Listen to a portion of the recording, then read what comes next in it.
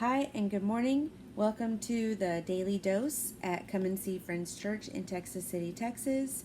I'm Leanna Doherty. I'm standing in for Billy Joe, and I am coming to you out of the book of Esther. Now, we've been doing one chapter a week, but today I'm going to double up and do 5 chapters. But first, I want to do a bit of a recap of where we are. So please go back and watch the previous videos if you would like. But here is a short recap.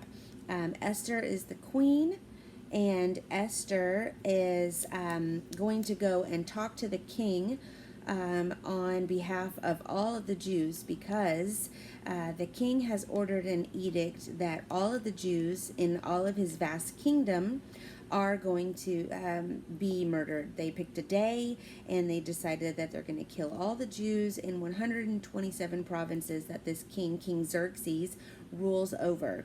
And Esther is going to go and plead their case. Now, they don't know that Esther is Jewish.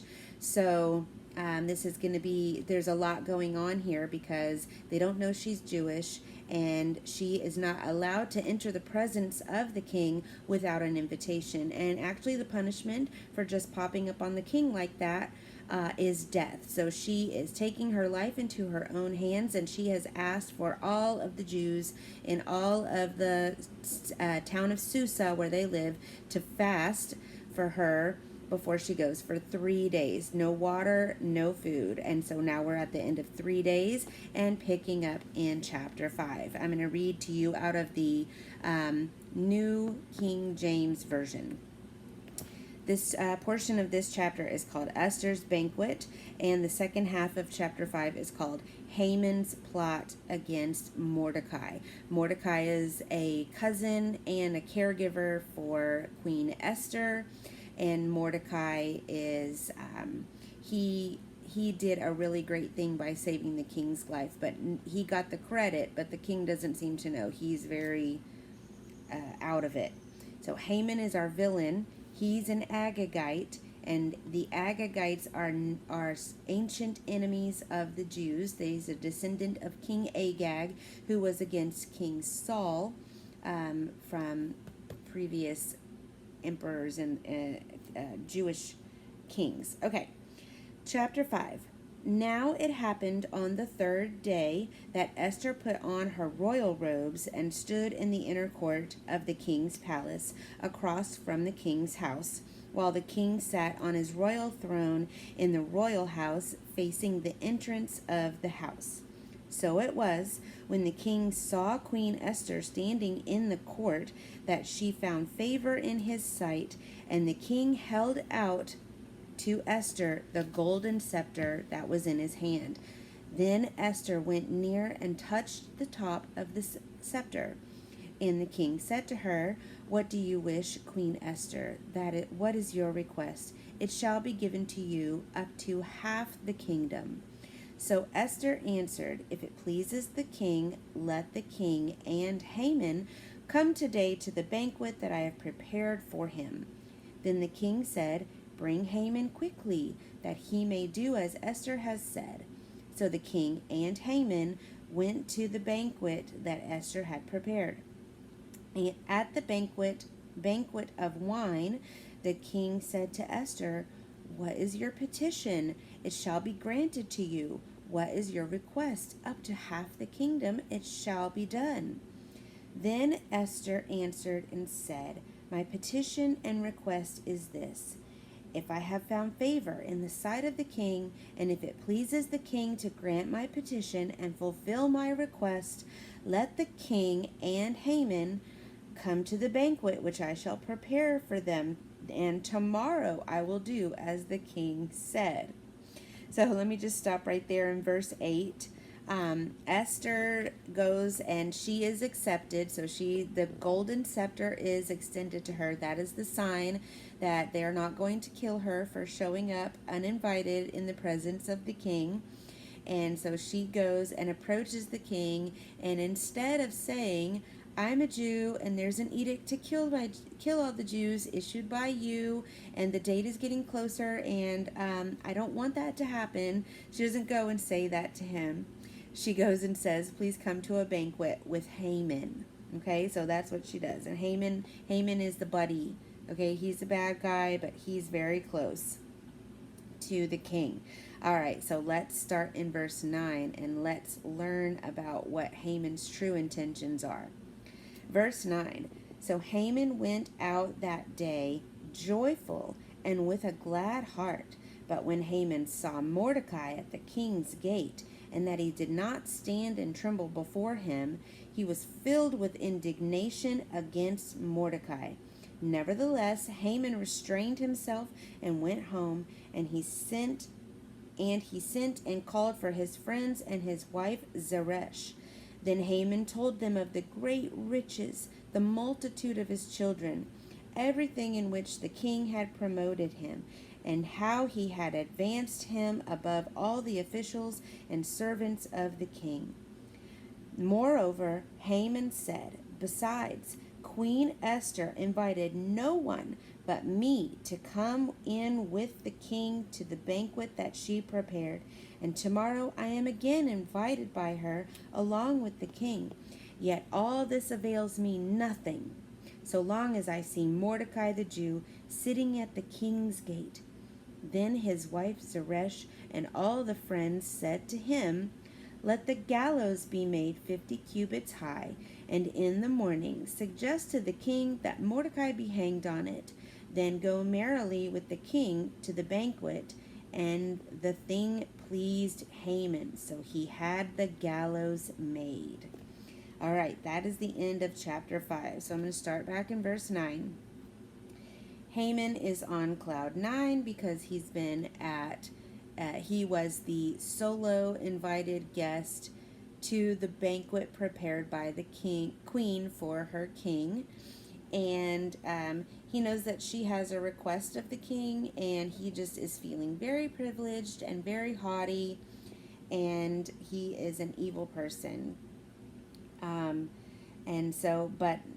All of those things don't matter to him because he only cares that this one person, Mordecai, will not bow to him. So it doesn't matter that he has all these riches, and he talks also about his great riches in the multitude of children. It's believed that he probably had about 10 kids or more, 10 sons or more, so that would not count daughters as well.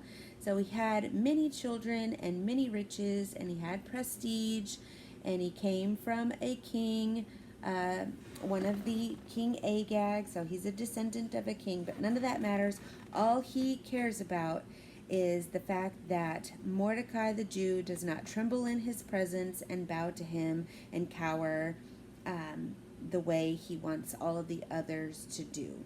So let's pick up in chapter 6, and I will begin right now. This section, this whole entire chapter is titled "The King Honors Mordecai." So let's find out what happened and why the king is going to honor Mordecai now. That night the king could not sleep, so one was commanded to bring the book of the records of the Chronicles, and they were read before the king.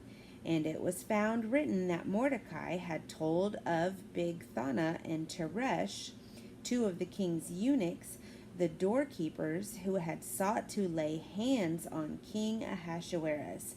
Then the king said, "What honor or dignity has been bestowed on Mordecai for this?" And the king's servants who attended him said, "Nothing has been done for him." So the king said, "Who is in the court?" Now Haman had just entered the outer court of the king's palace to suggest the king hang Mordecai on the gallows he had prepared for him. The king's servant said to him, "Haman is there standing in the court." And the king said, "Let him come in." So Haman came in, and the king asked him, "What shall be done for a man whom the king delights to honor?" Now Haman thought in his heart, "Whom would the king delight to honor more than me?" And Haman answered the king, "For the man whom the king delights to honor, let a royal robe be brought which the king has worn, and a horse on which the king has ridden, which has royal crest placed on its head. Then let the king's robe and horse be delivered to the hand of the king's most noble princes, that he may array the man whom the king delights to honor. Then parade him on the horseback through the city square, and proclaim before him, Thus shall it be done to the man whom the king delights to honor. Then the king said to Haman, Hurry, take the robe and the horse as you have suggested, and do so for Mordecai the Jew, who sits within the king's gate. Leave nothing undone which you have spoken. So Haman took the robe and the horse, arrayed Mordecai, and led him on horseback through the city square, and proclaimed before him, Thus shall it be done to the man whom the king delights to honor. Afterward, Mordecai went back to the king's gate, but Haman hurried to his house, mourning with his head covered. And when Haman told his wife Zeresh and all his friends everything that happened to him, his wise men and his wife Zeresh said to him, If Mordecai, before whom you have begun to fall, is of Jewish descent, and you will not prevail against him, but will surely fall before him. While they were still talking with him, the king's eunuchs came and hastened to bring Haman to the banquet which Esther had prepared. Okay, so now we have some really great stuff going on.